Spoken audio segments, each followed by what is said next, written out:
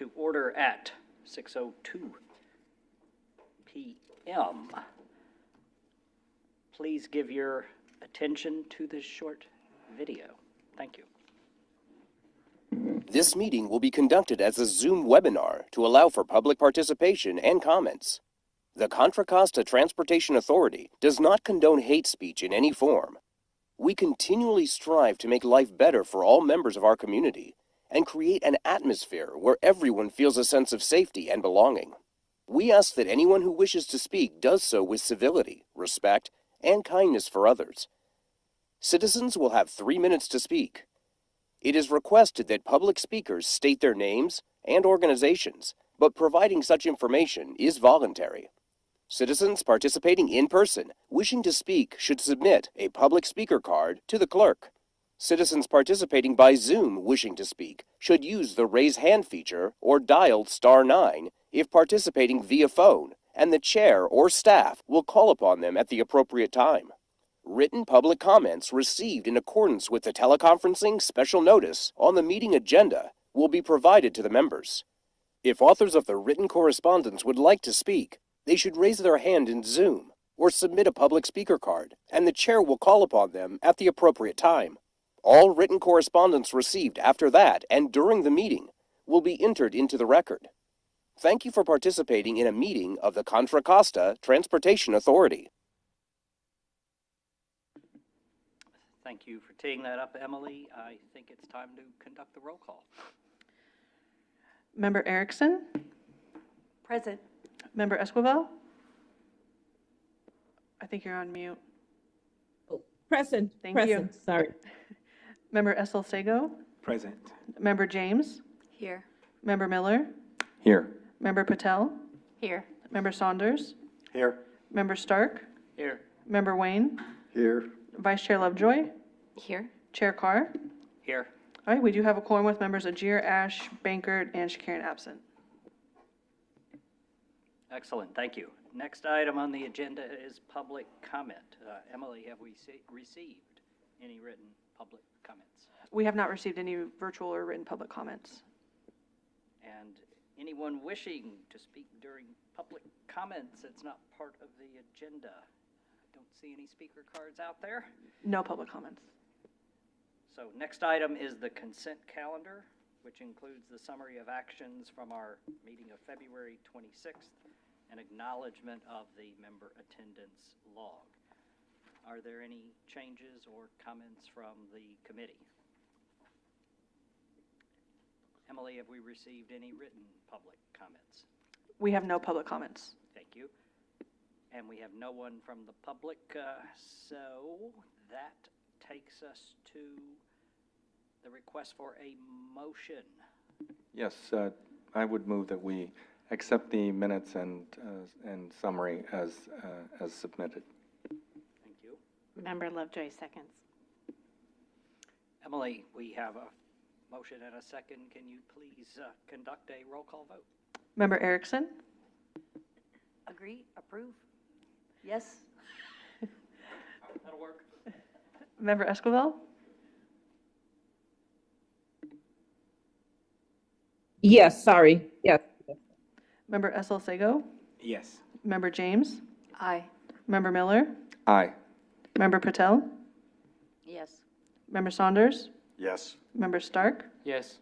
Member Wayne? Yes. Vice Chair Lovejoy? Aye. Chair Carr? Aye. All right, motion passes unanimously with members Ajir, Ash, Baker, and Shakarian absent. Thank you again, Emily. Now we will move to our regular agenda items, of which we have 3 today and on our checklist. The first is an info item that will be presented by our fearless staffer, Mr. Kelly. And it is the State Route 4 Vision Study. So over to you, Matt.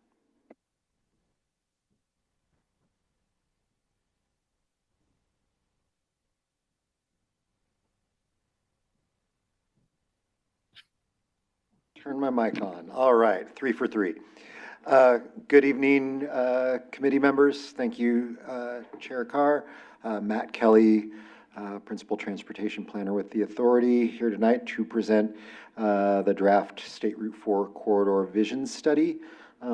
This is an effort that resulted out of the fact that there were a lot of different efforts going on Highway 4. And as you know, Highway 4 runs from Hercules and I-80 in the west all the way to Discovery Bay and the San Joaquin County line in the east. And so, you know, there were, and this, it's not a homogeneous corridor. It is a very different corridor every few miles as you go from one side of the county to the other. But like I said, there were several efforts going on within the corridor, kind of, you know, some more traditional goods movement studies, what we MTC calls a DAA, a design alternatives assessment, where they were looking at you know, perhaps another HOV lane or express lane in the corridor. This is particularly in East County. Also in East County, there was the East County Integrated Transit Study. A lot of different things going on. So CCTA was looking at a way to kind of weave all these things together and kind of come up with a vision for the corridor, but not necessarily a unified vision, but a vision that that would be appropriate in each of the different environments along the corridor. In the kind of at the same time, Caltrans had changed the way they fund some of their projects through grants, and that was because of the SB1 funds coming online, the gas tax. So basically, when the SB1 came online, Caltrans set up some different pots of funding. And one of the major pots of funding is called Solutions for Congested Corridors. In order to qualify for funding under that grant program, you need to have what Caltrans calls a comprehensive multimodal corridor program, a corridor plan in place. And for those of you that were around about 6 months ago, we brought to you the I-680 CMCP, Comprehensive Multimodal Corridor Plan, which you know, was looking kind of at the projects in Innovate 680 and looking at that corridor. So I-680 has a CMCP. We asked Caltrans, hey, if we do this vision study for Highway 4, will that qualify as a CMCP and allow us to apply for these SB1 funds? They said yes, as long as you do it under kind of the, you know, with certain criteria. So they blessed it, and we were able to move forward. And ultimately, the goal of that is to fund, kind of use the document to fund major projects on the corridor, and specifically the I-680 Highway 4 interchange, completing that project. That project has a fair amount of funding, but there's definitely a gap, and we see the SB1 grants as a good way to fund that. But besides that, there's a lot of other things in this plan, which I will get into instead of making you stare at this cover slide. Okay, so, and I'm going to move through some of this stuff kind of fast, but just, you know, let me know if you want me to slow down and focus on anything. But really the goal was to develop a plan, a vision for the Highway 4 corridor. And like I said, the scope was based on those CMCP requirements. And, you know, this is different for Caltrans in that they want to be looking at a corridor holistically and looking at all modes. And how can we come up with a suite of multimodal projects that will support the investments in the highway? So, and kind of preserve the life of that project and really enhance it. So, you know, if we're going to invest in these major projects on the corridor, what else can we do to really improve the communities? You know, make getting across the corridor easily, getting through the corridor easily, whether you're in a car, transit, whether you're freight, a bicyclist, or a pedestrian, and then also looking at emerging technologies that can help achieve that. Here are the stakeholders involved. There's a lot of them. As I mentioned, this goes from one end of the county to the other, so you've got a lot of transit providers, a lot of cities, and then our sub-regional planning groups, Transpac, Transplan, and WestCat. So here's the vision. It's a little wordy, but it really is looking at mobility, it's looking at safety and equity. The corridor, there's a lot of communities of concern in the corridor, issues with where, the demographics, they may be low income, large numbers of minority, low vehicle ownership, and making sure that those communities are kind of brought in and hopefully, their access to the transportation system is improved. So just really looking at the corridor holistically and trying to create a multimodal vision for the corridor. So like I said, kind of different for Caltrans. Benefits of that vision, you create equitable access. Like I was just mentioning, you're investing in disadvantaged communities, communities that have been historically, oh, yes. Can I have one clarification? Sure. Because when I heard you just say you wanted more equitable access to transportation, Yes. I have been told in previous stuff that transportation only pretty much refers to cars, and that transit is the terminology for everything else. So when you just said transportation, were you talking about you want to make sure globally, and that is now, because I understood that in the past, whenever you heard the word transportation, you were only talking about car funding, and that transit was separate and separate funding. So I just want to clarify that when you just said transportation, you truly are talking about multimodality transportation. Yeah, I appreciate that question, and yes, definitely. That is how it was done in the past. A plan like this would be focused on cars. What can we do to alleviate congestion, get cars to move faster? Yeah. This is kind of the opposite of that. It's still looking at cars. Cars are a mode, and we want people to be able to get where they're going no matter what mode they decide to take, but we want to make those other modes more attractive, safer, expanded to more users. So yes, when we talk about investments in transportation, we're talking about investing in all modes. So that equitable access it's really about giving folks who live in places that have been underinvested or disadvantaged equal access to the transportation system. So whether that's accessing BART, whether that's driving, whether it's walking, they should have equal access. A goal, there's always the goals of reducing congestion, but really you wanted, the good way to do that is to focus on getting people out of single occupant vehicles and maybe putting them in a carpool or some sort of transit vehicle, and just making that more attractive, because that is a choice. We can't force anybody to do anything. And then reducing VMT is a goal, and that VMT, for those new to the terminology, is vehicle miles traveled.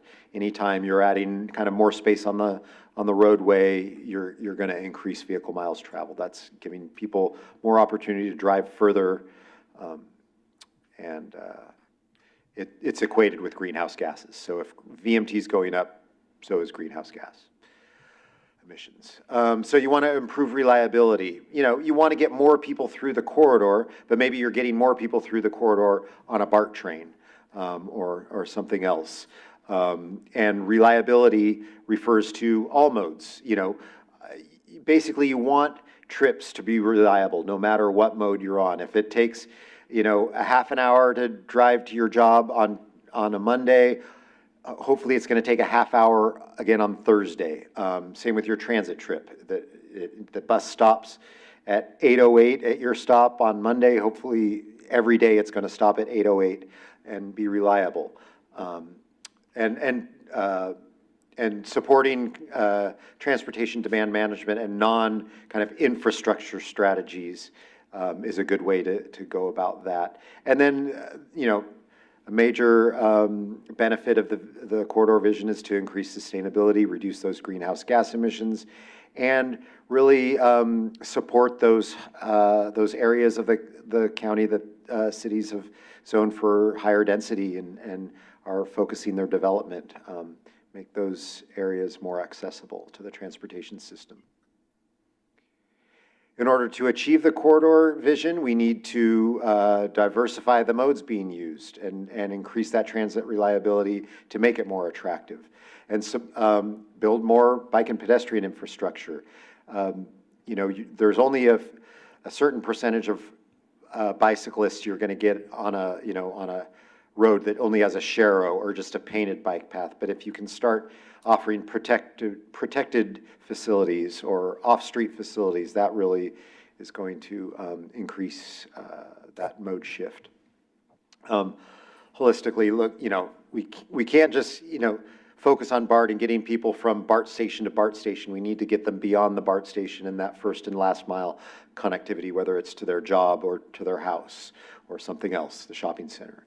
And to do that, pursuing mobility hubs, developing these hubs maybe in neighborhoods or around commercial areas that provide, maybe car share, a lot of transit lines meet there. Maybe there's bike share, scooter share, things that kind of can enhance that last mile. And then focusing on mobility and accessibility and improving the efficiency of the system with tolling and express lanes. So those who do want to move faster can, pay and do so. And there's a lot of questions about equity when it comes to tolling. And it may seem counterintuitive, but studies have actually shown that even folks who are working hourly jobs, blue-collar jobs, they will gladly pay to enter those express lanes so they can get to their job faster, or so they can pick children up from daycare and not get penalized for being late. So that's why we've included that. We want to employ new and emerging solutions, whatever that technology may be, and then really focus on safety and, like I said, building those higher quality bike and pedestrian facilities so people feel safe using them. And for the vehicles and others that are located or that are involved in collisions, we want to improve the hot spots where we know collisions are happening. We want to address those and not just push them down to the next intersection, but apply treatments that can make an entire corridor safe. So the elements of this study, we really started off with those plans I said that were already taking place or had already been adopted, and bringing all those in and not starting from scratch. So we documented all those existing plans, guidelines, and policies that were out there. We did an analysis of safety in the corridor, identified those collision hotspots.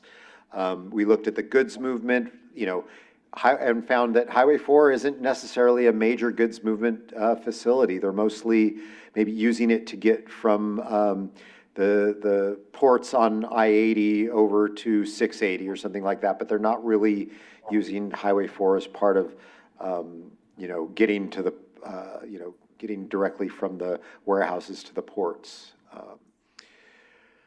We looked at the arterials and where the arterials really affected, and really we looked at where are the arterials being affected by diversions from Highway 4, so where congestion on Highway 4 is affecting the arterials. And then we looked at what technologies have been studied in the corridor and applied in the corridor, and what ones we would consider using as part of this or recommending as part of this. We also worked we established a technical advisory committee, and they helped us establish evaluation criteria so we could assess all of this. And then they helped us with a screening where we screened all the projects that we pulled out of these documents and helped us select the elements that would be included in the vision. And then all of that will be documented in the draft and final vision study report. So we reviewed 79 different existing documents, including documents that were, underway and not fully completed. We compiled all those into a draft list, shared those with the TAC, and came up with a final list of 87 projects for the TAC to review our scoring of. We also looked at, like I said, that safety analysis. We found that of the collisions involving pedestrians, 34% of those resulted in KSIs, which is killed and serious injuries. That's a pretty high percentage. That means cars are moving fast. And that made up 13% of all crashes, or I'm going to call them collisions. Freight system analysis, I mentioned this earlier, SR4 is not a major freight corridor, and traffic is sensitive to congestion on 580 and mostly looking to get from, say, 580 to 80. Operations analysis, we found that the problematic arterial segments are generally located between SR 242 and Lone Tree and are mostly those parallel corridors like Leland, Pittsburgh Antioch Highway, things like that. And in that emerging technologies analysis, we evaluated 14 different technologies that have either been deployed by Caltrans District 4, and that may be their ramp metering system, things like that, or what locals are doing in terms of their signal timing, things like that. And then we looked at some other technologies that are being used around the county. So we've been really engaged in presenting the work to the stakeholder groups. That includes that TAC group that met throughout the study process, also including our RTPCs, which are the Regional Transportation Planning Committees. We went to WICTAC in West County, TransPAC in Central County, and TransPlan in East County. Only SWAT didn't get a visit from us on this because they don't touch Highway 4.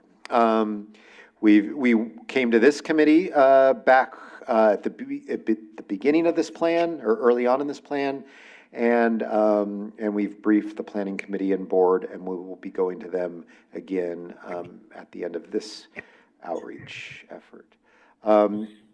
So in that initial round, we heard comments like we should be including Ignacio Valley Road, Kirker Pass in the project analysis because of the large amount of cut-through traffic from Highway 4. We agree with that that is an issue, but we thought that Ignacio and Kirker is kind of its own animal and would really kind of detract from looking at Highway 4, and we've identified that route for a separate study down the road. So we definitely understand those issues there. We don't fully understand. We want to fully understand what's going on with Ignacio and Kirker Pass, which is why it needs its own study. Yeah. The Clayton rep agrees, but happy to take more input on that. I think we heard from that exact comment from this committee back when we came to you. We were asked to consider strategies to improve bicycle mobility between Pittsburgh Bay Point and Concord. We have, bike advocates that are really, pressuring us to do something there. We know there's an issue. Right now, bikes are allowed on the freeway in that segment, and that's something we don't want to, shouldn't be the only option. Oops. And then we were questioned whether the project's land use assumptions have factored in full development of the Concord Naval Weapons Station. And that, so when you're modeling how these projects will what the impacts of these projects will be, are you taking into account the full build out of the Naval Weapons Station? And the answer is yes, that the Naval Weapons Station is coded into our model for 12,000 jobs or 12,000 homes and 29,000 jobs. And then we were asked to consider strategies for improving pavement conditions, which is actually a topic of ours for later tonight. And so that has been incorporated. So here's the outreach we did, and this was way back in '23 when we were really looking for input on this vision. So we hit several events throughout the corridor, and what we heard from, and we also had a survey, an online survey. We received 219 responses. Most of what we heard was we'd like to see those congested areas addressed in the corridor. We'd like to see roadway maintenance and repair, looked at as a major issue, and then safety for all users. So here's just a look at what we were doing out in the corridor. We had poster boards where people could mark their priorities with green dots, and on the right is the actual survey that was online. So once we had that list of 79 projects, we needed to screen them. So we did 2 sets of screening that really incorporated these 7 factors on the right. And so our TAC helped us come up with the factors and also determine the weighting. So you can see safety, mobility, and social equity had higher weights than the other factors, but they were all incorporated. And then as part of this, we developed an implementation plan. Once we had all those projects prioritized, we developed 3 tiers of projects based on ranking. What we then did with those tiers is we tried to take the tier 1 projects and create project bundles kind of around kind of issues in each part of the corridor. So just looking at this one here, and these bundles, the 7 bundles are included in your packet, your agenda packet. And what we try to do is pull a variety of multimodal projects together that could really kind of together solve a transportation issue in that area. And then as part of that, we put together a funding program, potential identified funding programs for each project bundle, and how you could potentially fund and build them. So you can see, just looking at this one, the Hercules Hub, we called it the Hercules Hub Project Bundle because it's focused around creating or building out the Hercules Hub, which is right. Can you see my mouse? It's where number 1 is. It's basically the Capitol Corridor rail station and bus facility there. So projects would seek to get people from. Right now, there's also a transit station in the purple there on the other side of the freeway. So the goal was really to kind of try and find ways to link these 2 areas and really improve access to the 2 areas.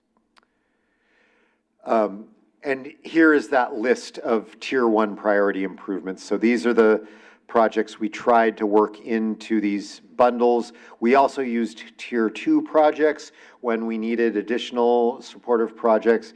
I don't believe we used any Tier 3 projects in any of the bundles.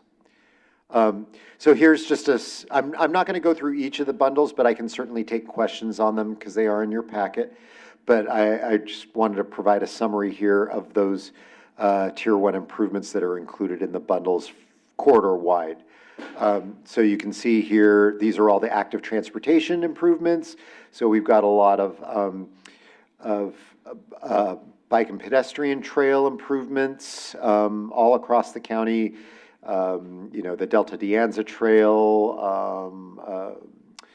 in the east, and then a lot of local roadway protected facilities on Railroad, Leland, and some others. And then those mobility hubs are all identified on these maps. Transit improvements, we've got express bus improvements for the Hercules to Martinez part of the corridor. We've got automated transit network known as ATN in the east part of the county. And actually that kind of fell off of this map, but that is a network of automated guideways in East County. And then the Hercules Hub is on there as well. And then those vehicular improvements, because like I said, we didn't forget completely about the cars. So those projects are the I-684 ramps, which includes an HOV connector ramp. So you'd have cars able to use an HOV system all the way down Highway 4 and then connect to the HOV system or express lane system on 680. And then those express lane, a new set of express lanes on Highway 4, and the countywide smart signals program. And then here's a summary of those 7 bundles. So Hercules Hub, SR4 Integrated Corridor Mobility Project, the I-680 SR4 interchange improvement, the SR4 operational project, which is a set of operational improvements over Willow Pass, a bunch of projects to support access to the Pittsburgh Bay Point BART, some focused around trails in Pittsburgh, those focused around Railroad Avenue and providing access to the E-BART station there, and then the East County Access Bundle, which is mostly around transit route between Antioch BART and the Brentwood Intermodal Center. So this is what the study will look like. Here's the next steps. We will complete presentations with all of our committees and boards. We will then, and we will approve it locally. We will then coordinate with Caltrans for their adoption, and then we can start working with the local agencies to try and implement the plan, and then also start applying for those SB1 funding programs for the interchange. So that's all I have today. I can take any questions.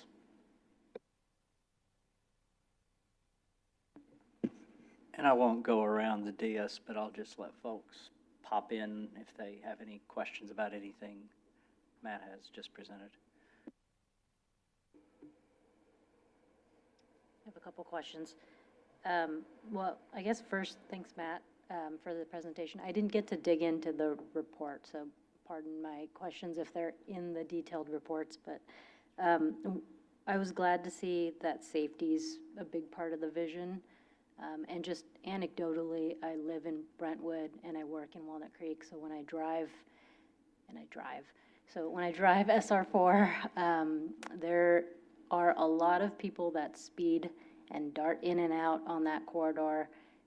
And my theory is that a lot of the congestion that we see recurring in the corridor is because of those people speeding in and out and then causing a collision and it backing up. So I was curious, did you guys look at collision data, and was there any kind of correlation between collisions on the corridor and speed, like speed violations or anything like that that you noticed? That's an interesting observation, Sheena, because I've had that same observation. I don't live on the corridor, but I drive it occasionally. I actually saw someone speed past me at 100 miles an hour and then saw him in a 5-vehicle accident a couple, 10 minutes later. And then I watch Channel 2 News every morning, and you know, every traffic report provides an update on what's going on Highway 4, and so you hear about a lot of incidents. And I assume most of those are with speed. My take on that is that there's so much congestion out there. When there isn't congestion, people are just going as fast as they possibly can. And so, but unfortunately, they didn't, those analyzing the collisions didn't find a direct correlation there. Some of the accidents were happening in the congestion, some were happening in uncongested areas. So I still think there's something to it, but we weren't able to come up with a direct correlation.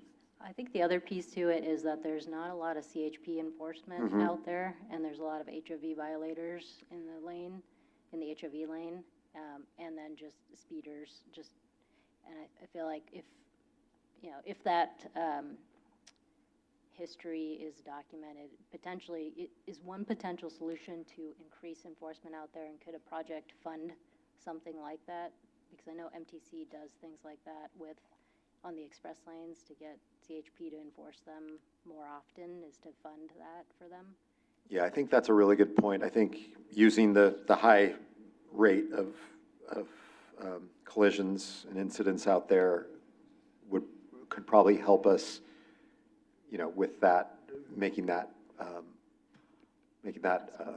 argument to Caltrans and including that in our express lane planning.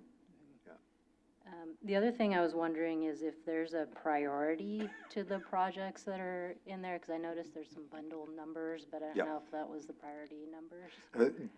Yeah, that's a good point. They are not prioritized. This is not a programming document.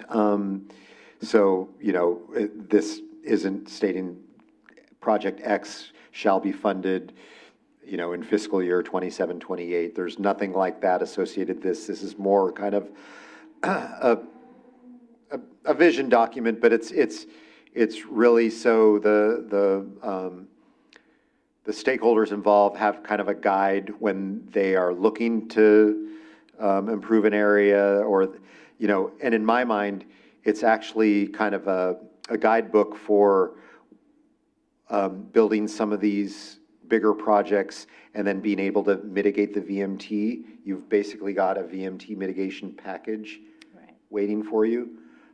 So in my mind, I hope that's potentially how it's used.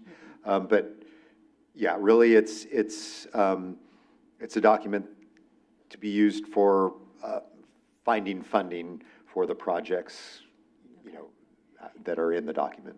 And I guess the last question related to that, what's the timeline for actually like approval of the CMCP so you guys can go use it for funding? So I think we're going to take it to our board in May or June, whenever we finish up the RTPC tour. And then I think Caltrans will consider adoption as soon as our board has approved it. Okay, perfect, thank you.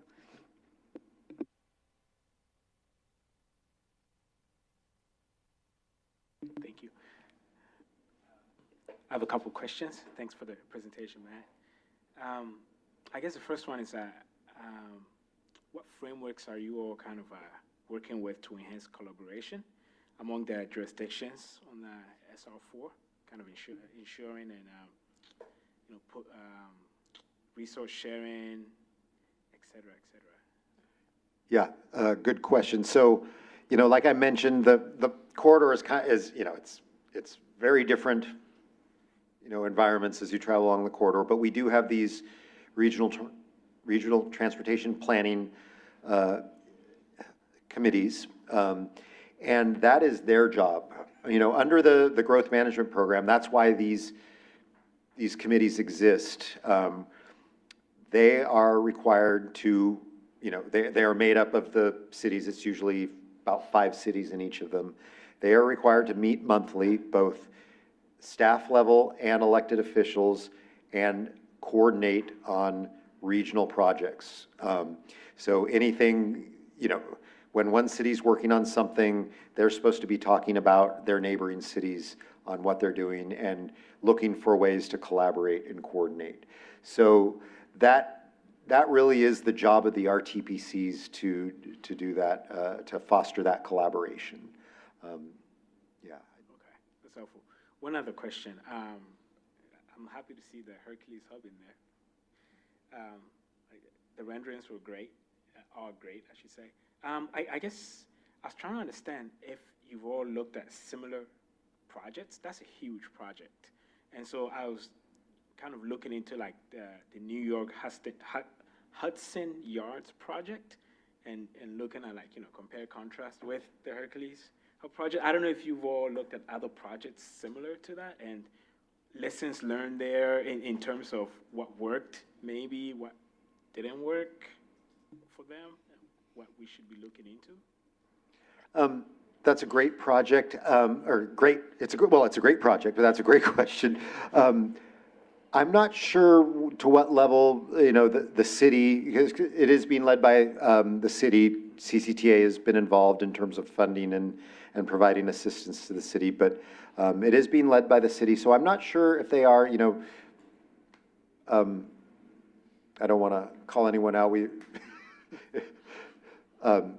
may have someone in the room who's worked with the city, but I'm not sure to what level they looked at that. It is a pretty unique project. I was just actually in New York a couple months ago and went to that Hudson Yards area for the first time, and it's like, dozens of gleaming 80-story tall buildings. So I don't know if they would look at that one as a comparison, because it is very unique over in Hercules. It's on the water, it's not currently a stop on the railroad. It's a smaller town, but they've been, they may not be building 80-story buildings, but they've definitely built things taller than anything for miles around. So it's the only real density, anywhere around there. So they have been thinking about those types of issues, but I don't know that they've been looking for examples elsewhere. Okay, thank you. And just so you know, the Hercules checklist has been officially submitted, so staff will be in front of this group in the next couple of months, so you will have an opportunity to ask them detailed questions. Excellent. Member Miller from Clayton, and I have two quick questions. They're fast. One, actually, since mentioned the Hercules Rail Hub project, did that potentially also involve any tie-ins with the upcoming ferry, the investigation of the ferry project, to put it as a stop for the ferry as well, then? Yeah, I mean, that is the ultimate vision for Hercules Hub, is to be bus, Multimodal, yeah. Rail, and ferry. Okay. Yeah. All right, and then the second question is, I was looking through your slides, and one of the things that popped out to me was that on the Transit Tier 1 improvements, you had listed V26 countywide smart signal, which I thought was like already fully funded, and I was just wondering if this potentially was, this CMPC was being looked at as a way to offset some funding, like get funding from another source or whatever, and then be able to reallocate or reuse funding that you already have for the other project elsewhere within the community. Well, we do have the Smart Signals manager in the room. I'm just going to say, is it for further phases or expansion of the program, John? Okay. Yeah. Thank Yeah, you. we currently would like to expand the program beyond the 300 and some odd intersections. Yeah, because I also thought about, I know that this is only marginally related, but I knew that some other funding was potentially considered to be at risk earlier in the year, just to, due to administration change or whatever. And I didn't know if there was some overlap here also where you'd looked at, well, maybe we could get this part done under this different funding source, but. No, just additive. Got it.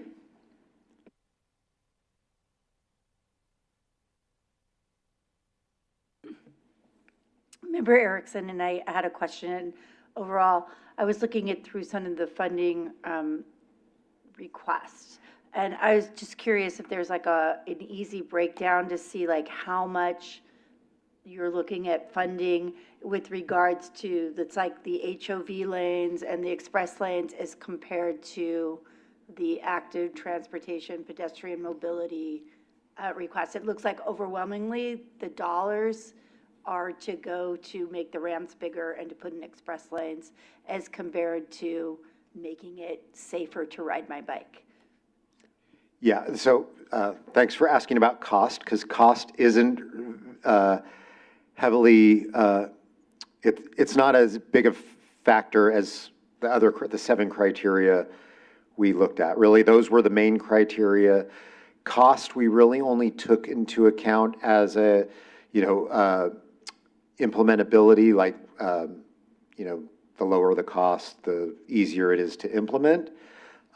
So yeah, you're right. Some of these projects are potentially hundreds of millions of dollars, and some of them are hundreds of thousands of dollars. So, and like I said, this isn't a programming document, but, I think identifying these projects, and especially in the bundles, the way we package them, I think it's really going to elevate them and kind of make the, elevate the profile of the projects. And I think when people are thinking about, especially the highway projects, they're going to have to mitigate whatever they do to build these major highway projects. So having these projects identified, I think is going to make the mitigation process a lot smoother. So that's my hope, that these smaller projects will get implemented, just as fast, if not faster, than the bigger projects, and perhaps as part of the bigger projects. But it really is up to the local stakeholders to prioritize funding them in their plans.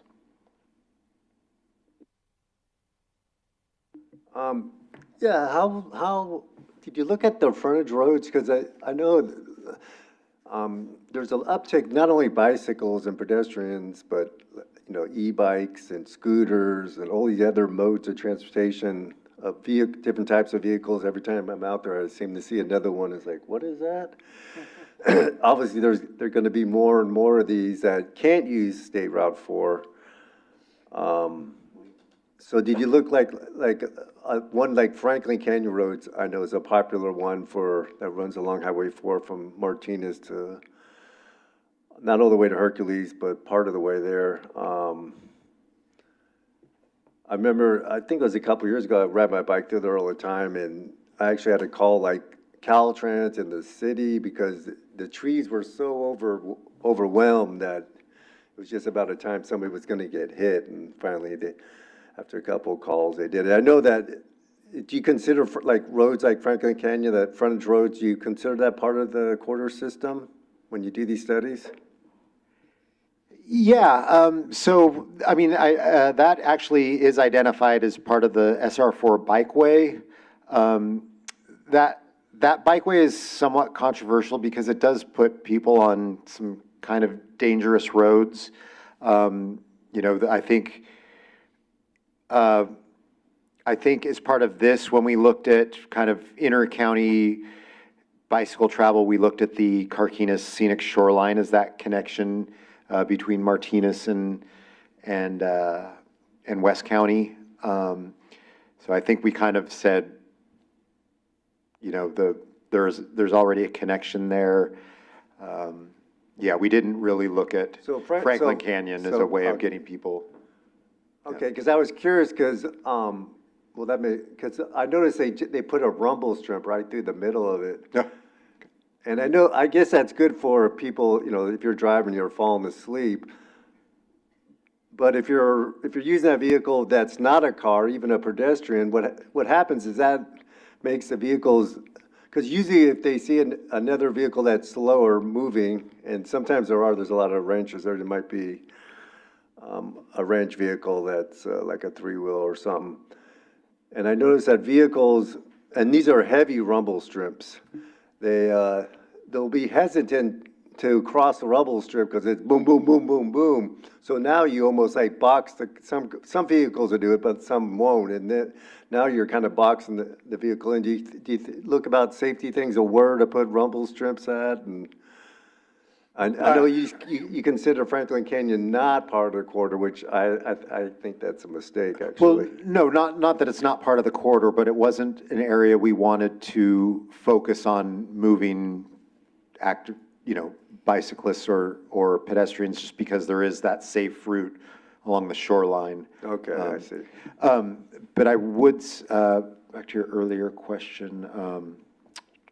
About the rumble strips? Yeah, the rumbles. Yeah, we didn't focus on kind of policies like that. We focused on identifying projects that would kind of fill a gap.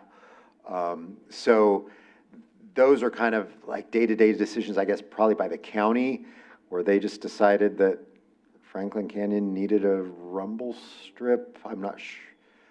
That's the first I've heard about it. So I'm not sure, what the thought was going into that, but that wouldn't necessarily fall under this plan. Okay, thanks.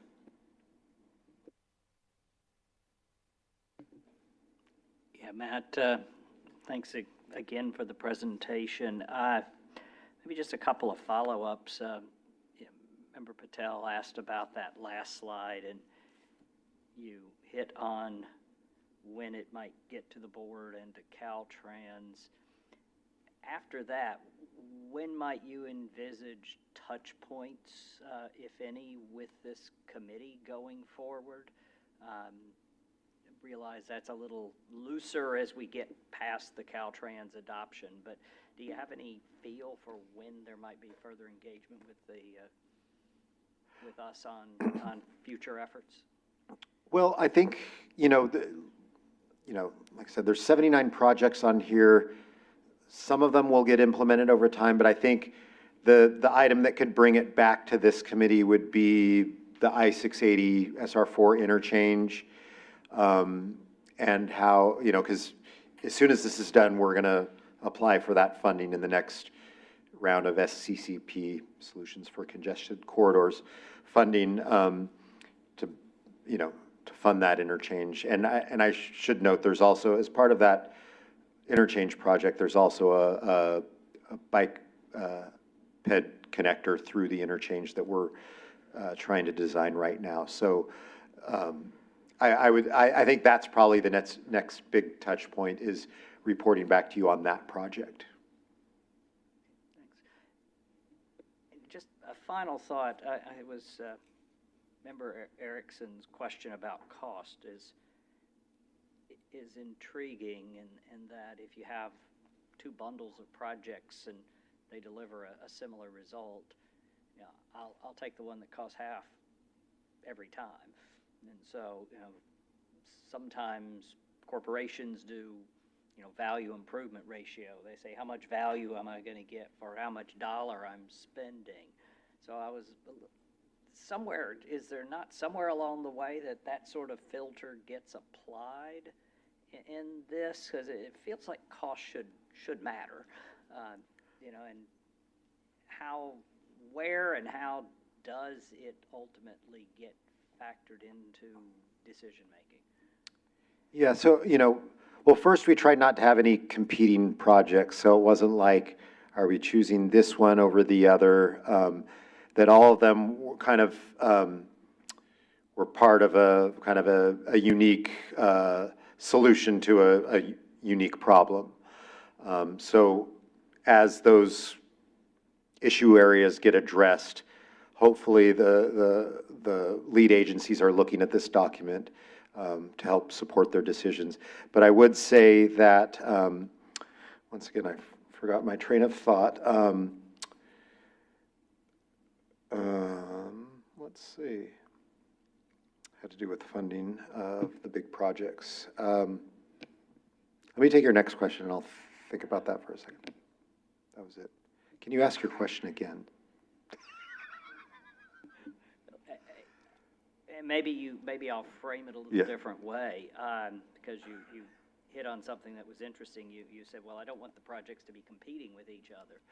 But let's say there's only 60% of the funding available. Is it better that 4 of the projects just don't happen, or you look and say, I want the best 60% of this package and the best 60 of this? So if you get in a scarcity of funding position, how do you go about managing that scarcity? Is it just, this project just goes lock, stock, and barrel, or do you kind of haircut all of them?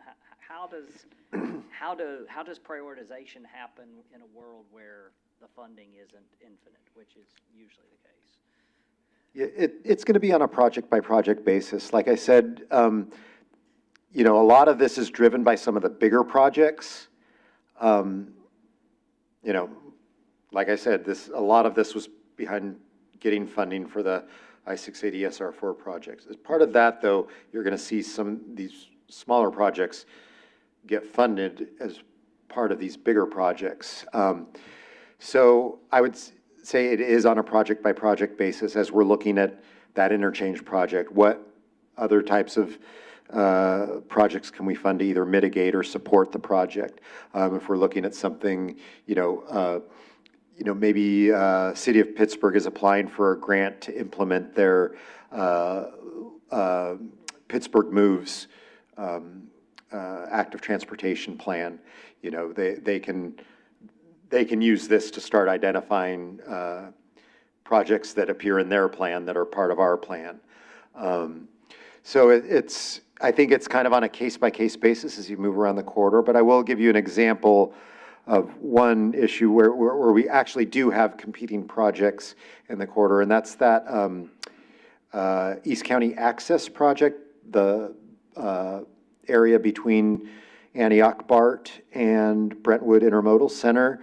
Right now, we have 2 bus projects that came out of the East County Integrated Transit Study, an express bus and a BRT project. And then we also have the automated transit network proposal, where they're looking at a network of automated routes, and one of those routes is between those 2 points. That's expensive. The BRT is expensive. The express bus is actually pretty affordable, but wouldn't move as many people.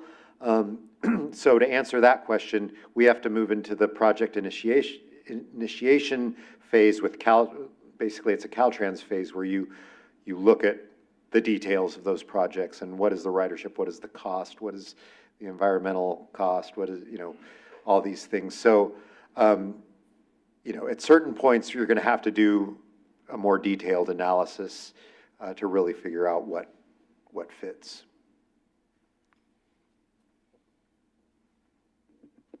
Thank you. Any, looking around, I don't think there are any other questions. So we conclude with a thank you, and I think that allows us to move into the next agenda item. Chair, public comments? Oh, yes. Public comments, has anybody joined? We have no public comments. Thank you. I must ask. Thank you for catching that, Emily. So now we can move on to the next item. And that is an informational item presented again by Matt.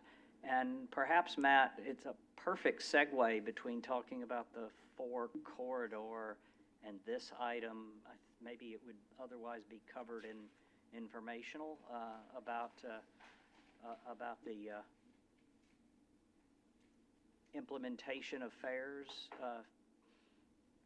with Richmond and Martinez. Yeah, do you want to talk about that now? Or do Yeah, you want I to? think that actually feeds into what we Okay. will end up talking about with this next item, if that's So possible. does he have to get approval to move the item out of order? Is that, You can go ahead and move it if that's what you'd like to do. well, I Swap didn't. B and C. Sorry? No, move the correspondence item ahead of bylaws. Oh, you're, okay, 6A. Yes, 6A. Yeah, we can go ahead and move that if you would like to. I would like to, Okay. because I think it actually feeds into the next discussion and actually builds on the previous discussion. So I think it's perfect being moved to now. Great, and I appreciate that suggestion. We were here at CCTA, noticed a press release from Capital Corridor Joint Powers Authority, who you may remember was in this room about a year ago, providing you with an update on their plans. And that press release talked about some fare decisions they've made, and this is in your packet, by the way.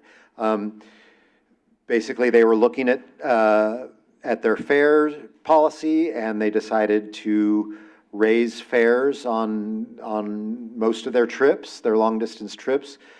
But interestingly, they also made the decision to reduce prices on their short-distance trips, and that's something you don't hear about too often, is actually reducing prices on anything.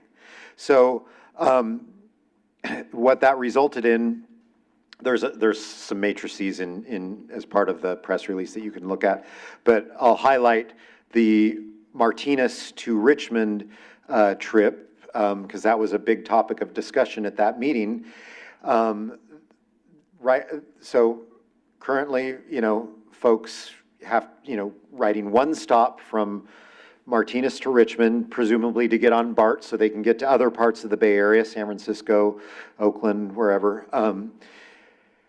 You know, they had to pay basically kind of what you'd, probably a similar fare as what you'd pay to go from Martinez to Sacramento. So what they did is they reduced the cost by $3 each way, so a $6 round trip reduction. It's still not, you know, $3 each way like, you know, a bus, but it has reduced the cost to about, I think it's about, let's see, $8 a trip now, I think, if I do my math right.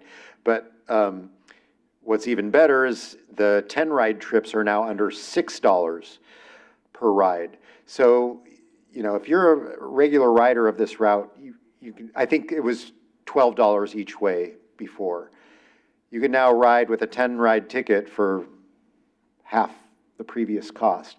So in my mind, you know, we never heard that the Joint Powers Authority was considering lowering costs. I don't think that was on their radar. And in my mind, it wasn't on their radar till they received the letter that came from you guys. It came from the board, but it was generated by you all. Our board received it in their packet last week. They were very excited about it. They wanted to personally thank you, through me, thank you guys for the work you did to daylight this, to bring it to CJJPA's, Capital Corridor's attention, to our board's attention, and that it actually did something. So just wanted to impress upon you guys that you, as a committee, you know, you're in a unique role and you can make change in this county. You just did. So just want to say congratulations and pat yourselves on the back. And then as we move into this next item, which I'll let the chair introduce, I think there's opportunities to do more of that. So if anybody has comment on that. And Member Wayne, I think you played a key role in asking those questions like, why the hell does it cost me so much more to ride Well, that yeah. Martinez to Richmond to catch a BART to the rest of that network? Well, it all started, when they redid the Richmond BART station, it used to be that the Richmond BART station and the Capital Corridor Richmond station it was never connected. You can walk around, but you'd have to figure out, no, but when they redid it, all of a sudden, it was like one big station. And yeah, it just made, yeah, I've used it. I've done it a couple of times. I used to go to the 49er games, and yeah, it was like, yeah, it was really expensive. And then if you jumped on Caltrain, it's like, why is this so much expensive? And then the guy explained why it was. I understand it's a whole different deal, but still, yeah, it's still a little bit too expensive, but yeah, I agree, it'd be great to get it lower, but I thought it was interesting that he gave the reason why they couldn't lower the costs to us, and then they were able to. So I think that's why I think it was this group that. yeah, it's a really good start for sure. Hopefully ridership, increases significantly for them. And I think, part of what maybe this group can do is help promote the fact that if people don't know about the discount, they're going to still think it's too expensive. But you tell someone you're going to say it's $6 less today than it was 2 weeks ago, that might get someone on board. And for commuters to buy that 10 ride ticket, that's. And also good cost. Martinez is the county seat, so. Exactly. There's a lot of people from Richmond and that area that needs to get to Martinez, so, yeah. That don't have vehicles, so yeah, it's good job, everybody. And thanks, I think it was you guys you suggested the letter, so appreciate it. Yeah, so thanks again, and I was keen to see that up front because I think it segues to the next item we want to talk about as well, as a bit of a hook back to the SR4 corridor, because at least part of it is in that corridor area. So Yeah, this is the item that I think we were going to try in October, and then we didn't meet in October, and I wasn't around in December. And it's broadly spoken about as bylaws, and I think Matt will have a bit more of a maybe formal few minutes of this, but it really was meant to be more of an open question to the committee, and with the understanding of degrees of freedom that Matt can help us with as to where does this group have energy to step in and do things that make a difference, a la what we've seen here with the fare reduction, Martinez to Richmond, and where could there be places for us to perhaps be more proactive in the process, catch it before it's a finished presentation that is run by us, that we can get in early and help perhaps craft mold things, and what are we able to do, what can we do perhaps through the board, encouraging letters, where are any no-fly zones,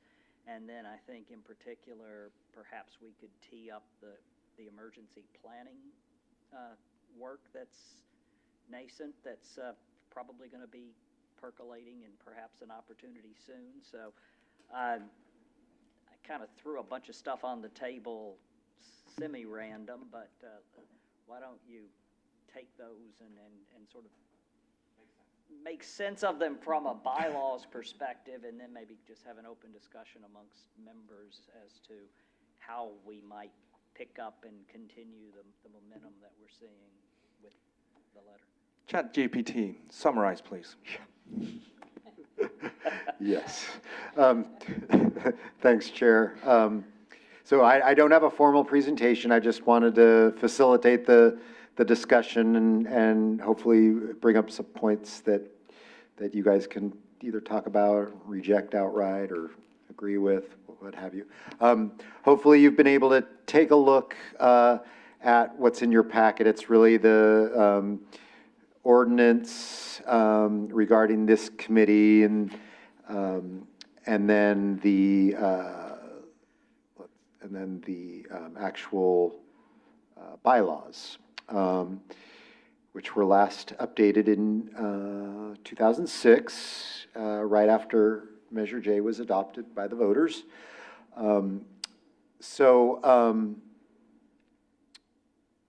Let's see, where did I want to start this? Well, first of all, the purpose, item 2 under the bylaws, it really sets out your role, and it's very general. So it basically says you guys are supposed to provide citizens' perspective, involvement in authority policy development and implementation. I think you guys do that. There's certainly room for more of that. Oh, do you guys want to see it? I was using it for myself, but I guess I can share it.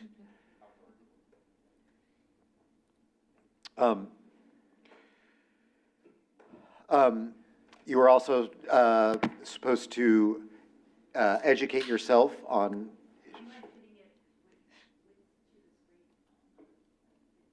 I'm just going to have my assistant do everything here. There we go. That's what I'm doing. I'm going to zoom out a little bit. Oops. Okay, there we go. It's still too small. There. Let's see. You are supposed to educate yourselves on transportation issues going on in the county or the region, and in my mind, you do that by requesting items to come in front of you, which you guys do a good job at. Sometimes we don't always get those on the agenda as much as we can because of those pesky checklists, but and that's kind of, it's not stated implicitly here, but basically the board has designated this committee as the arbiters of the checklist, and they accept your recommendation on whether the checklist should be approved or not, and whether the LSM funds should be allocated. So, the bylaws also talk about, oh, and then item 2.3, I think that's exactly what you guys did for the Capital Corridor issue. You provided recommendations to the authority regarding matters of interest and concern to the community. It's a very simple statement, but that's what you guys did. And, the authority issued a letter, transmitted a letter, and just so you know, the advisory committees can't issue their own letters. They need to come from the authority board. So basically, you guys come up with content for a letter, and then you recommend that the board issue it, and so that's what happened last time. This goes over membership. I won't go over that because we actually have a pretty complete membership here, but basically every jurisdiction is represented, and then we have the three at-large members. I won't go into this because we already have, this is pretty perfunctory, having the chair and vice chair, having the meetings, except I noticed we still have our old address on here. I hope no one is following the bylaws to the letter and showing up at 3478 Buskirk. And you are subject to the Brown Act. So, we want to make sure you are not having conversations with, 6 of your best friends on the committee. Otherwise, that could be a Brown Act violation. So if you do engage in emails, just keep it to a few of you. Subcommittees. So this is something that's been asked about. Do we have subcommittees on this committee? Do we want subcommittees? Historically, there has been a checklist subcommittee. It was one person who was very interested in the checklists, and he kind of headed that subcommittee. Right now, staff does that work, and it's basically reviewing the checklists when they come in, and making sure that they meet all of the 13 requirements, the 13 items in the checklist. Whether a subcommittee is more efficient, I don't know. I actually haven't, I wasn't working directly with this committee when there was a subcommittee. I know it added a lot of meetings because the subcommittee has to meet to discuss. It may be less efficient there. It just depends on if there's that much interest in you guys actually going through each checklist and making sure they're complete before it comes back to this committee. And what was happening then is the subcommittee was basically saying, we recommend approval, and then the rest of the board would kind of just say, we agree with you. And at that time, the presentations from the cities were a lot, let's say, lighter. They basically showed up and would answer a few questions from the board. And I think some of you were on this committee during that transition where I tried to force them or twist their arm into providing much more detailed presentations. And so I feel like we've come a long way there. So you guys are, even if you aren't reviewing let's call them draft or raw checklists, that you're still getting, a full story or a full presentation on them from staff, even if you aren't picking them apart like I am. So we're certainly open to that if there's interest. There could also be subcommittees about different things other than the checklist. That could be about, an effort that the authority's working on, like the CTP. We've in that sense, we've made you guys one of the official kind of oversight committees of the CTP. So, hopefully there isn't a need for a subcommittee, but if there is interest, that's your prerogative. But it could be on any kind of effort that the authority is working on that this authority wants additional kind of involvement in. And, maybe there's other ways of bringing you guys directly into projects. you know, and providing direct feedback into projects. But, you know, the direction we've had from our director is to really make this committee, give this committee more work to do, not more work to do, but have this committee weigh in on more items. You know, the goal is to be bringing you items that the authority is working on more often, more projects, more often, to get your input at more regular intervals. And hopefully we're doing that. But if you don't think we are, if you think it would be better served by you guys having subcommittees, that's your prerogative. So I'm gonna leave it there and let you guys kind of just open the discussion. You guys can ask questions or discuss amongst yourself. So let me build on what you just said, because I think it's a really intriguing point. When is the best time to get input from a group like this? And I'm reminded when I sort of led project development in a previous life that there was this influence versus expenditure curve. That, you know, when you're very early in conceiving a project, you haven't spent much money, and you can change the direction of a project with very little cost regret. And as you continue to go down that cost expenditure, go across time, which is your x-axis, to change something gets much more expensive. And so your influence, because of that cost, goes down. So are we being pulled in at the optimum time on that expenditure influence curve, or is there a better place that we could be drawn in?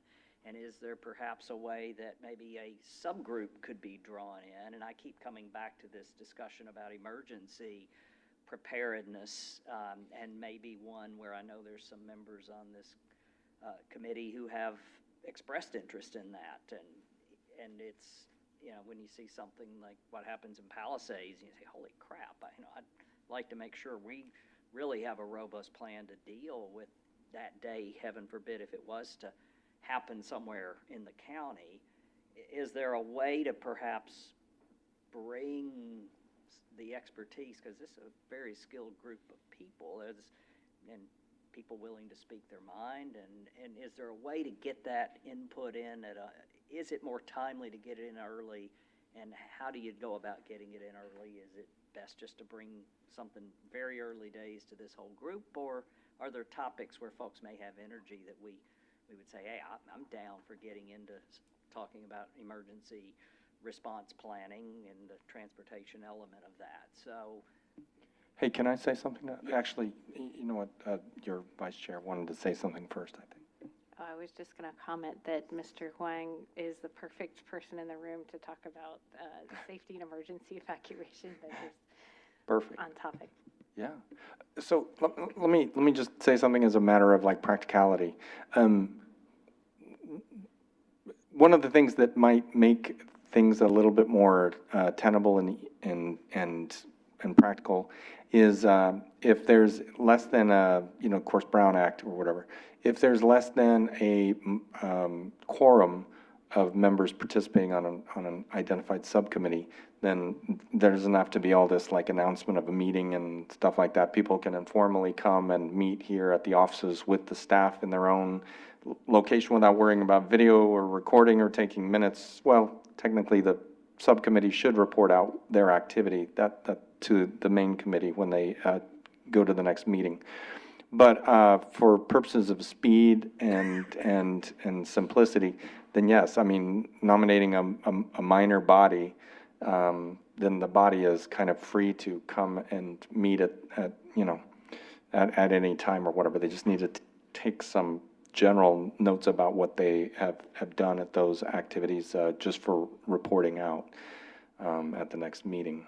But that would allow, like, you know, 5 or 6 people to come here, and, you know, if there was if this group was meeting, you know, on a regular basis about that emergency meeting, people could come and either participate as listeners to those meetings or come in an after meeting after that to kind of hear where things are headed and give feedback on that in real time, something like that. So a couple things. I think what Member Miller's saying, I think that kind of makes sense for projects that are very early in the stage where maybe you're trying to get some initial feedback on an informal basis. I think that has, pretty interesting idea. The preparedness one, maybe that's one to start with or something. From the perspective of the checklist, I frankly have no interest in going through that stuff. I kind of assume, and I've asked it and you've said, yes, you guys do it. So, I mean, it's done and approved before it gets here. I think the part that we can do, I think it's very interesting listening to all of them. And so from our perspective of this group, is this city doing as much as others? How do they answer some of the questions that Jared likes to ask, his cooperation question? I mean, I think that is a pretty useful exercise. My kind of frustration with it is, other than informational, we're not really, adding anything, but I do think that forcing them to deal with some cost benefit review. I mean, we all make mistakes when we make money, but let's talk about the mistakes. We thought this would have a bigger benefit and it didn't. Those are the kinds of things that I think would be really helpful, one, to the CCTA, but also feedback to the cities that, that didn't work. So I'd like to see, a little bit more of that. It's interesting, I didn't realize that the presentations had really evolved, because some are pretty, I'll just say, smaller or less detailed than others. But the detailed ones are, I think, quite good and for me helpful. But I'm assuming that they passed the test or they didn't get in the room, kind of thing. So. Yeah, the initial submittal doesn't always look like what you see in your packet. Sometimes there's things missing. And I'm going through, there's a bar, they have to meet the minimum requirements. I always encourage them, hey, please provide more narrative on what you're doing to implement your action plan. Please, address this. So, yeah, I'm not going to send something to this committee that's not going to pass, the sniff test. But that doesn't mean it's perfectly acceptable. They can and should be challenged on certain items. We can ask follow-up questions, ask them, at the same time, you could approve their checklist and say you met the minimum requirements, but we want you to come back and talk about your pavement program, or we want you to come back and tell us what you're doing to accommodate new housing, or something like that. So yeah, I think it is your job to challenge beyond that minimum threshold. And I don't know how you would do it. Is it fair for you guys to maybe comment to us that this one passes, but it's weaker than others? I mean, are you able to grade like that and make those comments or not? I don't know how I would communicate that. I know, I'm not sure either. But that would be sort of interesting information if this one was weaker for some reason, then, it kind of helps you, I think, support what you're telling them and guide the group, that's all. But it's not easy. I don't know the answer either. Yeah. I just want some clarification. I was trying to read through, so the growth management checklist, I was reading through, so there's certain items. It sounds like it's really almost like an exercise in completing paperwork to get funding, because, and I'm just curious, like I'm sorry, I am kind of, one of my big passions, if you haven't noticed, is trying to get increased pedestrian and bicycle access. So what I see from this growth plan is they get funding from the LSM that basically paves their roads, correct, in the local communities. One of the things they're supposed to plan for is like for new development, bicycle and and I know from Orinda that, when they pass their parcel tax or they get their funding, they only will do their sidewalks and bicycle stuff as separate grant money. But, so they write these plans, but the funding, all this funding only goes to roads, is that correct? So like, there's no kind of equivalent health or rating score for local sidewalks or those kind of things, right? So all this money, as we saw, like, what is it, 1% goes to trails, 99% goes to paving the roads.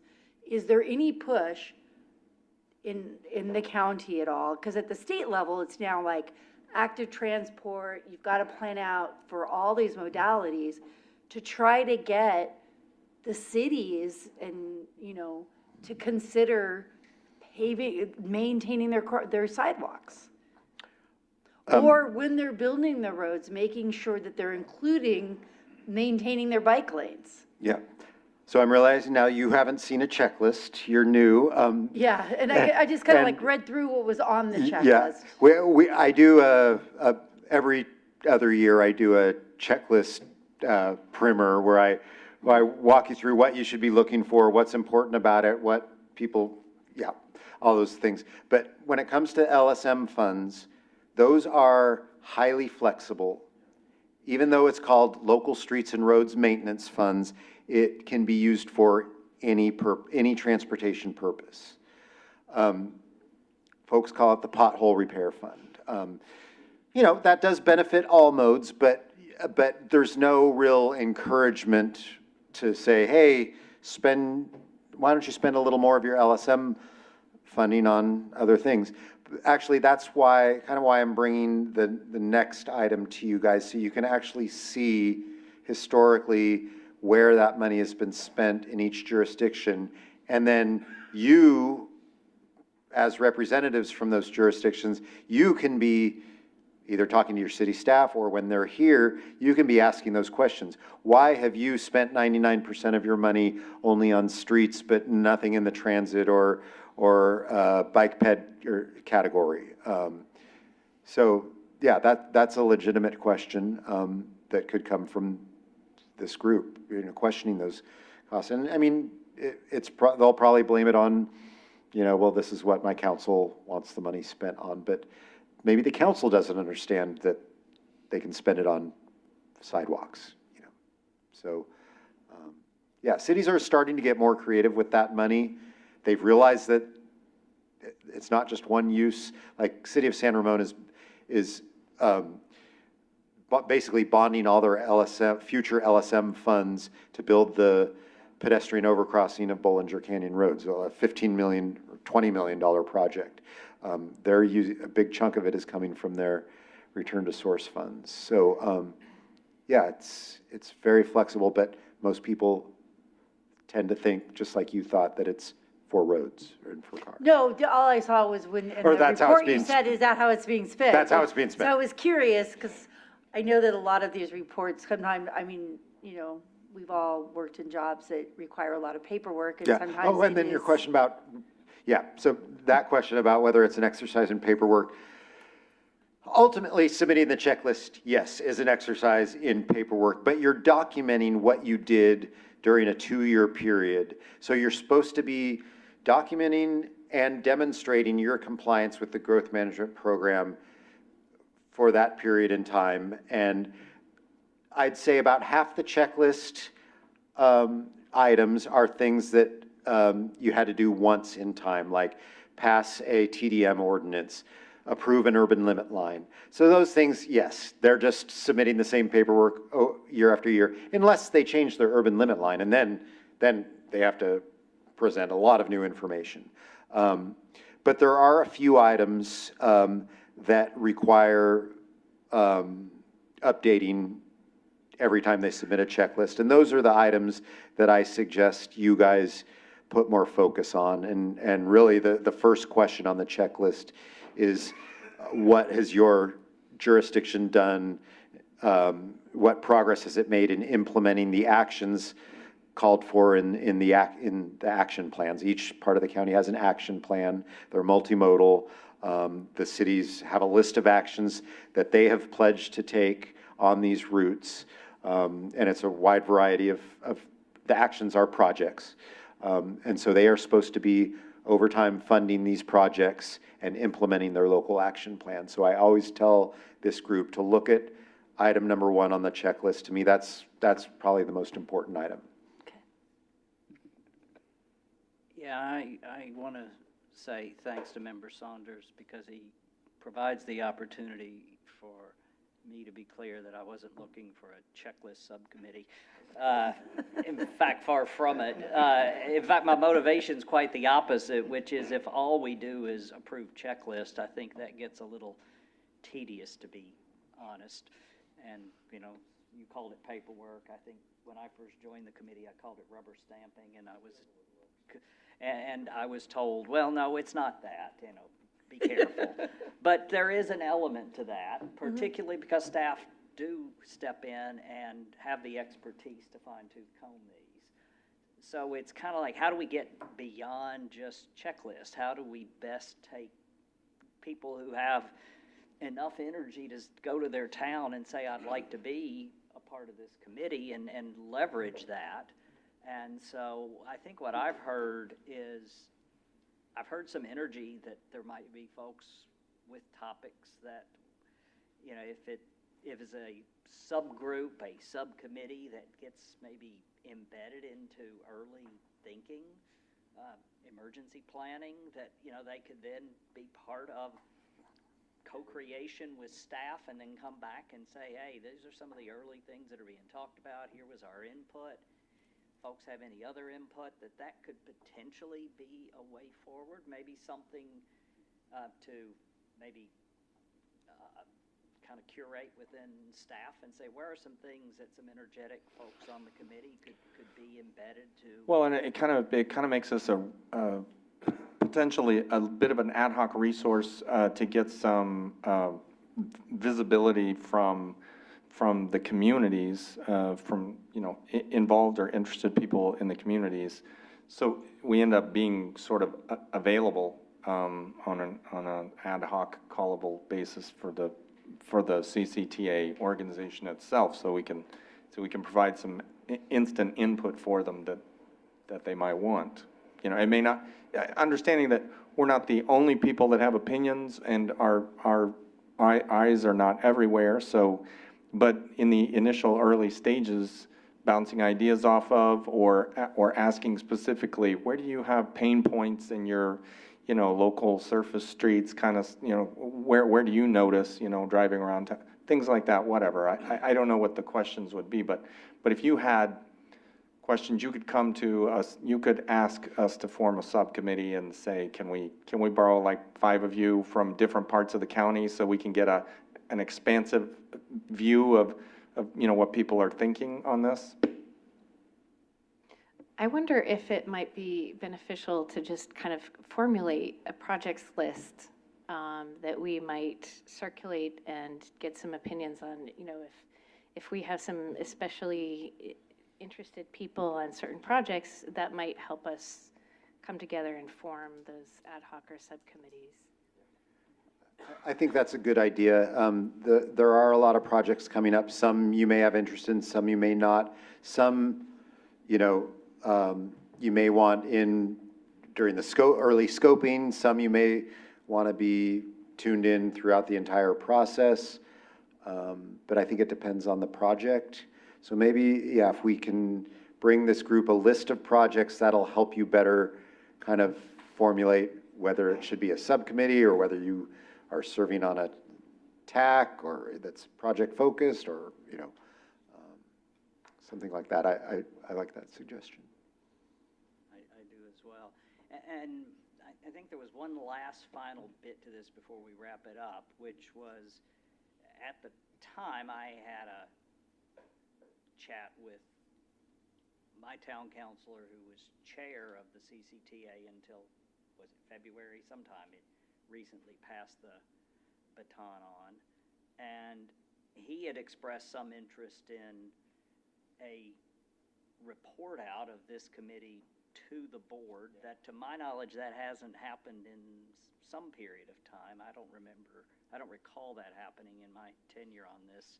And on the presumption that we would do something like that, that the new chair would be interested in that, you know, vice chair and I could go do that. We could just say what we think, or if there is kind of maybe an overarching, hey, here's the message we would like collectively the committee to deliver, you know, that would be something that we would certainly want to embrace and take to the board if they still want us to do that. So I think there's a couple things there. One is there energy in the new board chair for such a, you know, I assume it'd be 5-10 minute type agenda item. Is there still interest? And then if there is, you know, what is the message that this group would like to convey? And maybe we don't tackle all that today. Maybe first step is see if there's still interest in that. And then if there is, maybe we bring it back and have some sort of very quick item to say, what do we want to tell them? And I think the board is open to that, you know, two-way conversation. I think, you know, both for us to learn from you guys what you're hearing locally and to be able to elevate that to the board, but also for you all to be able to take things back that this group is discussing or the board is discussing and take that back to your communities. And I think, remember Wayne, I think you did did you report back to your council at one point, like a year ago, maybe? Yeah, they have me every year. I go Every year. up in front of them. Yeah, so we developed a kind of a template PowerPoint that we can kind of insert information on your city.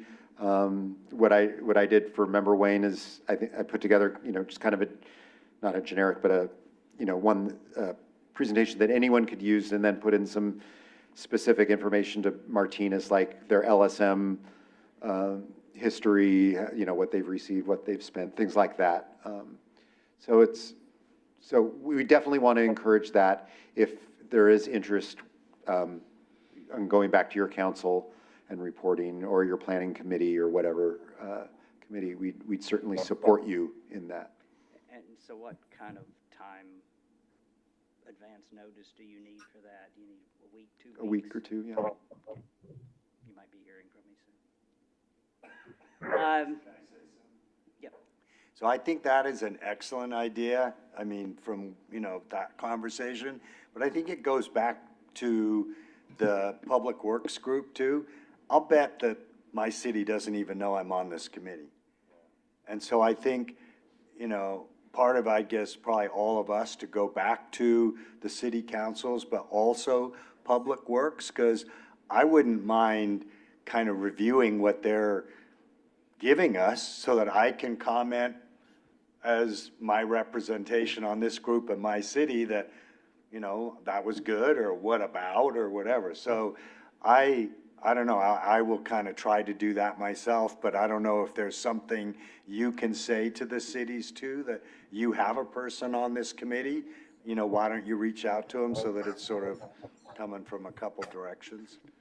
Yeah, you're probably right. Your Public Works Director probably doesn't know you're on this committee, but I think them knowing that would be, I mean, you're the one who's partially approving their, you know, for your city, maybe $500,000 a year, and for them, that's a lot, you know? Yeah, developing that relationship, I think, is good. And if any of you need contacts at your cities, if you want to have that conversation, especially if it's at the staff level, we can certainly help you out there. Member Erickson, did you have your mic on to say something, or? Oh, no worries. And I wanted to acknowledge that I haven't reached out to Member Esquivel yet to see if there was anything she wanted to add to this discussion before we drew it to a close. And if following that, Member Patel has her mic on. Do I wait for Member Patel? you're welcome to go ahead, and then Member Patel will follow you. Thank you, Chair Carr.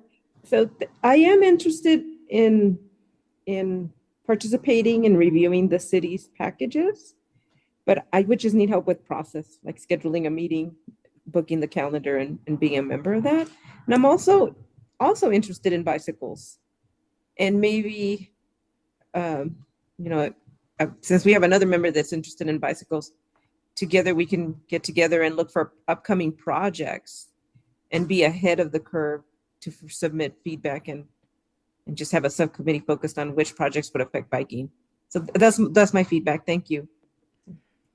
And thank you for that comment, Member Esquivel. That made me think of the fact that we do have a countywide bicycle and pedestrian committee, advisory committee here at CCTA. They're an advisory committee just like you guys. And we have a paratransit coordinating committee. We have several kind of modal focused committees. And one thing that past members of this group have done before is attend those meetings and then report back to this group. So we used to have a member who attended all the authority board meetings, and then he'd report back to this group like what was discussed, what was approved, 5-minute report on what happened at the authority meeting. And he used to drive in from Brentwood to those board meetings. Now you can watch them at home, record, watch it at midnight 3 days later.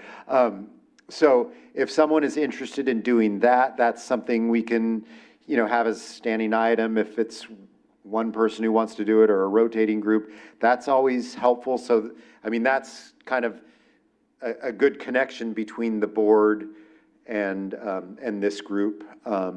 So that's something to think about, and you could do that with any of the committees, the planning committee, the projects committee, the bike ped. So I think there's options for getting you guys involved, and I think we just need to think about it a little more and think about what makes the most sense, but and how much time you guys want to donate, but the staff is certainly willing to support whatever you guys decide on.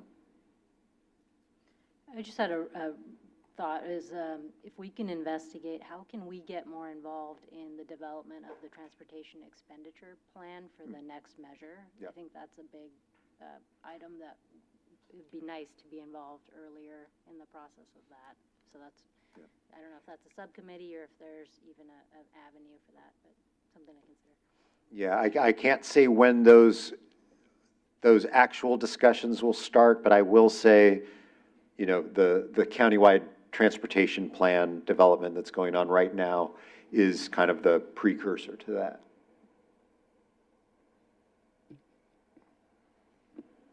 Okay, Matt, I'm seeing no new lights go on, and I think, did I? Just one. You're I know. blended with your shirt, sorry. I know I've spoken quite a bit, but I'll be brief. By the way, Matt, you hit on, I had 2 points, and you just hit on one of them, which was, it does bother me a little bit. We get to the end of the evening every night, and they're like, did anyone go to the board meeting or watch it and want to report out? And it's always to the negative. So that would be nice if, I don't know if we're gonna, whose week it is in the barrel or whatever, but it might be something that we either rotate or something, but, or have a single person designated. The other point I was gonna make was that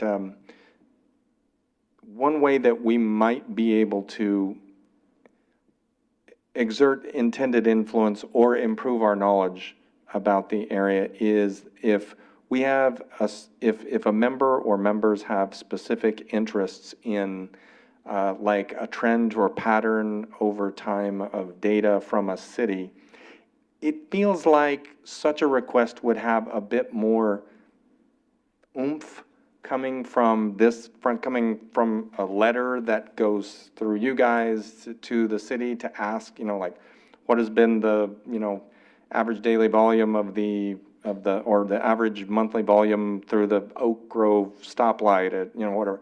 That kind of letter landing on Walnut Creek's desk would have a far higher probability of being answered earnestly than it coming from an individual member here.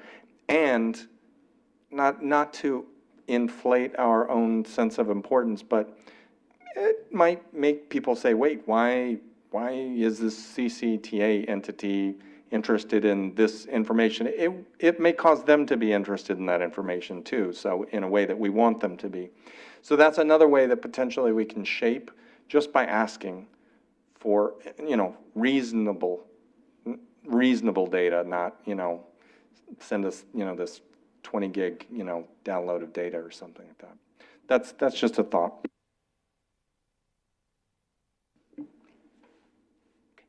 Yeah, don't see any lights blended into clothing or otherwise.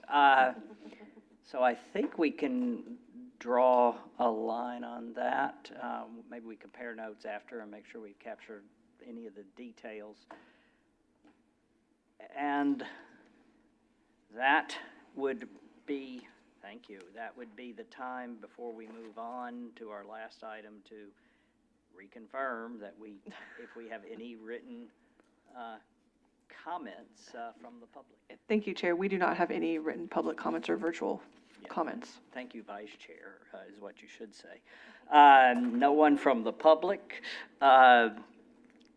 And lastly, but not least, is another informational item presented by Matt. Did you want to go ahead and tickle this one a bit in the time we have? Yeah, because I really didn't plan on having too much of a discussion. It was really just I wanted to bring these items to you that you could kind of look at and, think about on your own, and think if you had ideas for further discussion. But really what I wanted to give you is just an idea of historically how the LSM funds that you guys approve are being spent in each jurisdiction. And then at the same time wanted to, not that the two are completely, that they apply to each other. As we discussed earlier, the PCI is focused on street pavement, but as we know, most of the LSM funds are going to street maintenance. So we wanted to show you LSM expenditures historically and historical pavement condition index. So I think the first page is just that list. Sorry. Oh, I guess I'll share.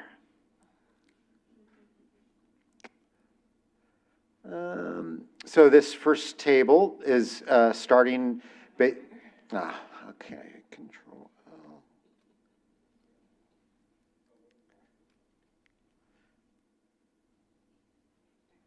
Bigger. Okay, there we go. So starting in fiscal year 2010-11, which is when folks first started receiving their LSM funds from Measure J, which started in 2009. This is how much each jurisdiction has received during that time. Then just annual average and total expenditures over those 12, 13 years or so, and then average. So you can see we've doled out $227.5 million, and a big chunk of that has been spent, $205 million. But as you can see, some folks have spent more than others, and you'll see some folks who it looks like they've spent more on LSM than they've received, and that's kind of flags for me to go and start looking at their reports and see what they were reporting. Because we kind of take their word for it when they're reporting their expenditures, but their expenditures should be roughly equal to or lower than their funds received. So I think they probably reported some non-LSM expenditures in there. But yeah, so yeah, I just kind of want you to have an understanding of what your jurisdiction has received over the years and what they've spent. And then Matt, could it be just maybe the opposite? They've received LSM funds and they've not been spent on LSM. Well, but it would have, I mean, Clayton shows 345 as an average, and 345, but only received 242, so that's 50% in excess of what they received. So he's talking about it in that direction. Yeah. But equally, I think you can look at Richmond and say they received 1.63 million a year and have spent 1.1. Like, that seems low. So like, where's it all going if it's not being spent on LSM expenditures? So, And- yeah, I think either direction is cause for some concern, actually. Yeah, I think one thing you'll find, and you get this on the LSM reports that you get in your, as part of the checklist, you'll see a lot of cities hold on to that money. We ask for the balance at the end of the fiscal year, and you'll see there's cities that have 5-6 million in their balance. So for me, I can't call up that city and say, why aren't you spending your money? But other people can do that. Are they allowed to hold on to it for some sort of CapEx that they have planned? They can do, like I said, it's very flexible. Yeah, if they're planning a pavement program and they want to do it all with this, so they save like 3 years worth of LSM money, that's fine. And, that was even back to the last item, City of Oakley was challenged a couple of years ago on their LSM reporting. This group looked at the numbers and said, you aren't reporting, you aren't spending your LSM money. Like, what are you doing? And I went back and prepared a historical thing, and you could see that Oakley was actually spending their money. In that particular fiscal year, it wasn't obvious, but over time it was obvious. So, yeah. I have a question. Yeah. A couple questions actually, and I think you touched on one. That was going to be one of my questions. How do you audit, or do you just take the word for it? I think you mentioned you just take the word for it, but is there a mechanism to actually audit? We do audits on our cities, not all of them, but each year we pick a different city to do audits, and this is part of it. So I would say that is a detailed audit that is done. I do a very undetailed audit, and actually what I'm checking is the amount of LSM funds received that they're reporting. So I go and check to make sure that, I look at when we cut checks to the cities and that they're reporting the correct amount. But on the expenditure side, so we ask for detailed reporting on expenditures of over $10,000, but we're still counting on them to report accurately. Okay. Second to last question. Can these funds be misused? If they spent them on non-eligible expenditures, Let's yes. say it's a city that, okay, so it can. It's a city that maybe they had some budget issues, and then they. Yeah, this money should not be transferred into their general fund. That would be a ineligible use and would put them potentially out of compliance. Okay, okay. And last question is, how is this, I guess, how is it appropriated to each city? And I'm thinking in terms of like cities like, I think I had here Brentwood and Pittsburgh, which grew from 2010 to 2020. I think Pittsburgh grew like 17%. Brentwood was like 19%. So do they now get a larger allocation? So we take 18% off the top of Measure J, and then of that 18%, we have a formula based on population and road mileage. So if their population and/or road mileage increase over the previous year, their share would change. Yeah.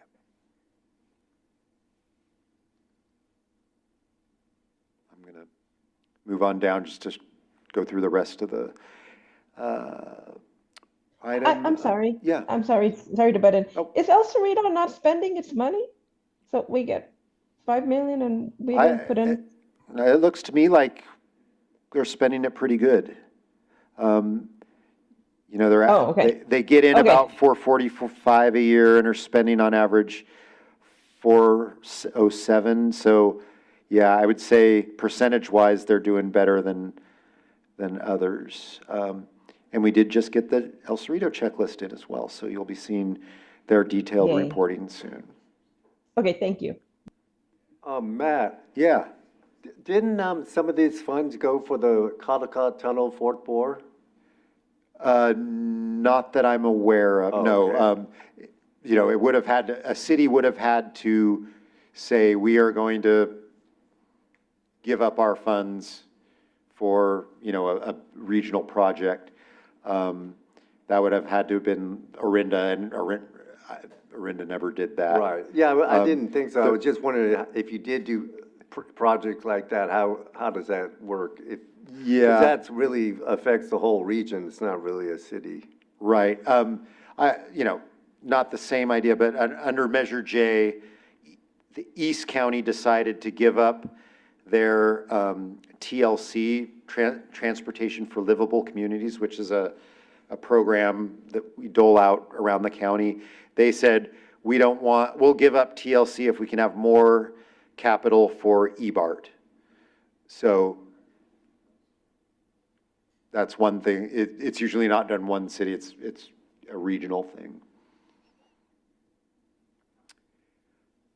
So this page here is this is a summary of all expenditures, and this is where you can see the categories that they were spent in, and 87% was spent on streets and roads, though I always say that does benefit bicyclists and transit vehicles, but, you know, some of these can affect those users, those modes a lot more. So this is, you know, a place where you could really, you know, be talking to your city staff and saying, hey, I think we need to be spending more on some of these things. And you can see there's always a lag between expenditures and the amount received. You know, one peaks and the other valleys at the same time. So we're never seeing all the money come in and get spent at the same time. Okay, so that's it for that. And then I have the PCI, and I will share that. And we're coming up on 8 o'clock, so I just want to give you some information you can use here. Let's see. So PCI, Pavement Condition Index, for those of you that don't know, MTC, the Metropolitan Transportation Commission, thank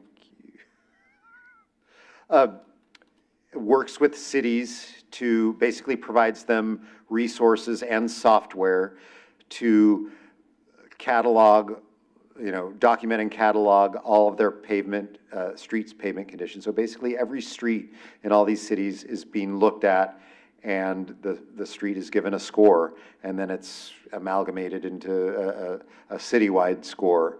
And you can see, you know, newer cities like Brentwood and Oakley have pretty good scores. Older cities, not so much. Look at Richmond. But then the things I want to point out are cities like El Cerrito and Orinda. And you can see for El Cerrito, starting in 2012, or between 2010 and 2012, something significant happened, and that was a local sales tax being passed in the city of El Cerrito. The same thing happened, and it's specifically for local roads. City of Orinda did the same thing, and you can see starting in 2016, and then really in 2019, things really started going up, and so you can see how you know, local cities contributing to their own street condition can really have a positive impact. As a resident of El Cerrito, and as for 10 years I sat on the oversight of this tax in El Cerrito, you can see that it doesn't always continue on a upward trajectory, even though we're still collecting those taxes. You can see El Cerrito is dropping off again, and that's because, you know, you get a huge infusion of cash at the beginning of when you bond out, and you're able to do most of your roads, and then after the years after that, you're having to only do you're only able to do a subset of your roads each year, and it's really hard to raise the city score when you're only doing a subset of roads. But I just wanted to demonstrate to you guys what's going on out there, so you had some insight into what's happening in your city. You can kind of look at the LSM expenditures. Like I said, it's not apples to apples, but if you think there's something going on in your city and you say, hey, we brought in all this money since 2010 and our PCI has gone down since then, what's going on? Just wanted you to have that information. And, if you want to dig into this more in the future, we can turn it into a discussion item, but really this is just for you to have the information and be able to ask questions. And, yeah. So just a real quick question and keep it short. How does the PCI index get done? Is it the city's doing it their own, there's a third party doing it, it's 100% of the streets? I mean, just roughly what's being analyzed? Yeah, so MTC administers this whole program in the Bay Area, and they provide technical support, which is generally a consultant, to actually collect the information and input it into a software that then produces the citywide scores. So it does include every street. Okay. Yeah. And it's essentially potholes and deteriorating pavement. is what Yeah, it's I after, forget right? the actual criteria. There's probably a lot that goes into it, and I could provide that for you. But those link to are the that. main ones, But, I would yeah. think. Okay, thanks.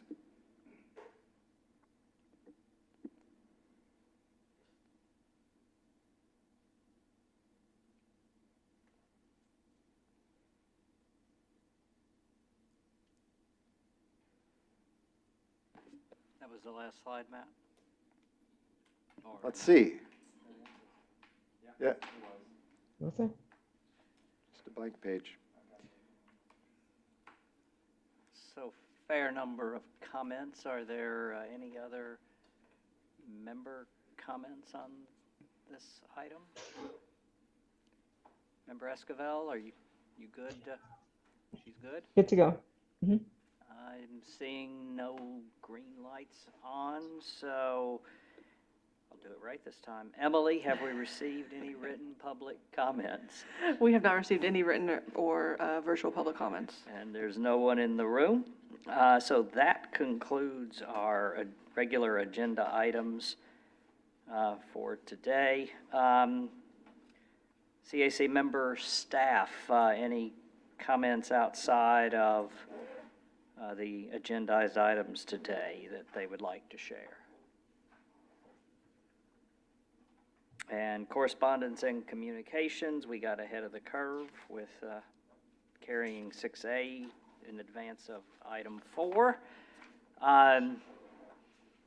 Item 7, standing item, any topic members would like to have included on a future agenda, you can raise your hand now or always have a word with staff to append the list of potential agenda items in the future. And so with that, we did well. That concludes the meeting at 8:01.